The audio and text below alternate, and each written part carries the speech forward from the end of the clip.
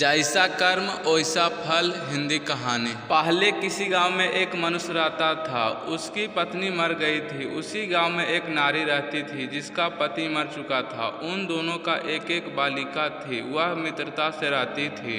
एक दिन जब मनुष्य की कन्या महिला के घर आई तब महिला ने कहा, तुम घर जाकर अपने पिता को कहो कि मैं उनके साथ विवाह करना चाहती हूँ। यदि मेरा विवाह उसके साथ हो जाएगा तब मैं तुमसे बहुत अधिक प्यार करूँगा। जब बालिका अपने घर आई तो उसने सारी बात अपने पिता को कह सुनाई। पिता ने कहा, क्या करूं, विवाह से भी संतुष्ट होती है दुआ। कभी उसने अपनी पुत्री को कहा, बाली को मेरे जादू वाले जूतों को लाओ, उसमें जल भरो। यदि उसमें से जल नहीं ठहरेगा तो विवाह कर लूंगा।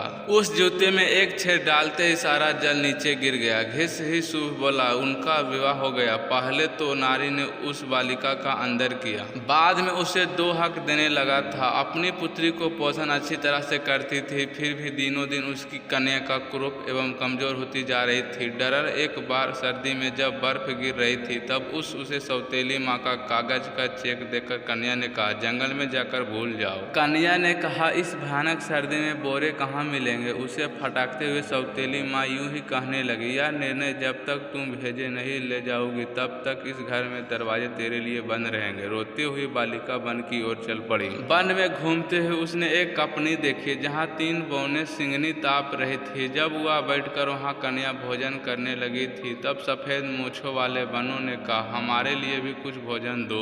उन चारों अनों ने अच्छी प्रकार बैठकर भोजन किया। डर सफेद मूंछ वालों बनों ने कहा, तुम इस भयानक चीप में कैसे आए। उसने सारा वितरण सुनाया। बनों ने कहा, तुम झाड़ू लेकर जो पानी के साफ करेगा हम तुम्हारे लिए बोले जाएंगे। बालिक की विनम्रता एवं परिश्रमशीलता को देखकर बनोनी ने उसे वरदान दिया। एक ने कहा, यह कन्या दिन प्रतिदिन सुंदर हो। दूसरे ने कहा, जब यह बोले तभी उसके मुंह से सोने का टुकड़ा गिरे। तीसरे ने कहा, कन्या किसी राजकुमार की महारानी बनेगी। बोरे का फल लेकर वह घर पहुंची। बोरे का फल देखकर माता चकित हो गई। कन्या बोलने लगी तब वहां सोने का टुकड़ा का ढेर लग गया। लंकी की कमान उसी शक्ति को देख सोती माँ चयन को टुकड़े लेकर चुप हो गई। यह सुनकर सौतेली माँ की पुत्री ने कहा, मैं भी एक में जाकर बोरे का फल लाऊंगी। वन में घूमती हुई वहां भी पहुंची जहां बनों रहते थे। इच्छा अनुसार जो पानी में जाकर मक्खन खाने लगे। सफेद मूछ वालों बनों ने मक्खन मांगा। उसने कहा, तेरे पास मक्खन नहीं। बनों ने कहा, झाड़ू लेकर इस कपनी को साफ करो। लड़ ने बोली, क्या तुम्हारी नौकर हूँ।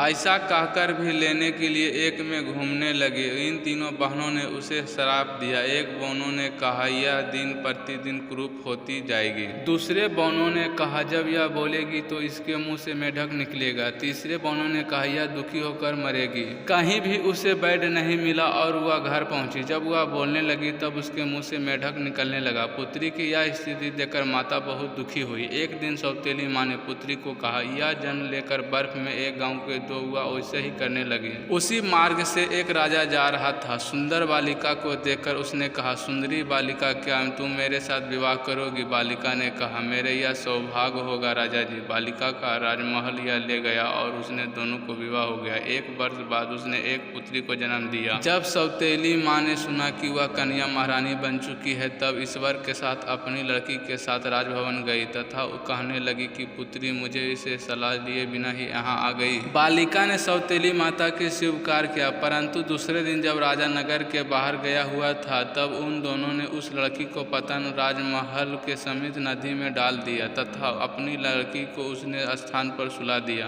राजा अपने महल में लौटा तब सौतेली माँ ने कहा, मेरी महारानी बेटी सोई हुई है, आप विश्राम कीजिए। राजा लौटा गया था। इधर महारानी नदी के पार कर निकल गई है और उसने सारी कहानी राजा को सुनाई। क्रोध होकर राजा ने सौतेली माँ के साथ क्रूर बालिका के पेटी में बंद कर पहाड़ की चोटी से उन्हें गिराने का आदेश सुना दिया। इसीलिए किसी ने कहा है, मनुष्य जैसा कर्म करता वैसा ही फल पाता है। अगर आपको कहानी अच्छी लगी हो तो वीडियो को लाइक करें और चैनल को सब्सक्राइब करें और घंटी को ऑल पर दबा दें और दोस्तों को पास जरूर शेयर करें।